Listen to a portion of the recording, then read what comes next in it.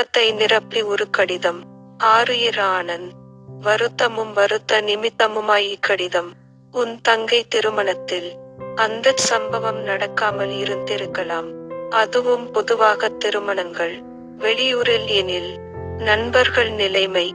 தண்ணீர் தெளித்த மாடு சாவகாசமாய் புரட்டுகையில் வரிக்கட்டங்களில் மனிதர்கள் சிறைப்பட்ட 80 பக்க மொய் நோட்டில் எங்கள் பெயர் இல்லாதது உன்னை மேலும் வருத்தி இருக்கும்.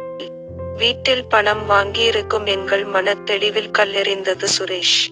நாம வேலையா செய்றோம், ஸ்டூடண்ட்ஸ் தானே, ஆகையால் தண்ணியடித்தோம். ஆம்லெட் உபயம் எனது முற்பணம். நீயே சொல். பாசி தேங்கிய நீரில் மெட்டு கலந்து குடித்த பிராந்தியும் மிளகாய்த்தூள் மிதக்கிற கத்தரிக்காய் சாம்பாரும் என்றாவது ஒத்து போகுமா? கல்யாண பந்தியில் குமட்டிய வாந்திக்கு காரணம் இதுதான் நண்பா. உனக்கு நாங்கள் எந்த விதத்திலும் உதவவில்லை. வாசலில் நின்று பன்னீர் தெளித்திருக்கலாம். வியர்வையுடன் அன்பும் வழிய பந்தி பரிமாறியிருக்கலாம். குறைந்த பட்சம் சீட்டாட்டம் தவிர்த்து தாம்பூலப்பையில் தேங்காயாவது நிரப்பியிருக்கலாம்.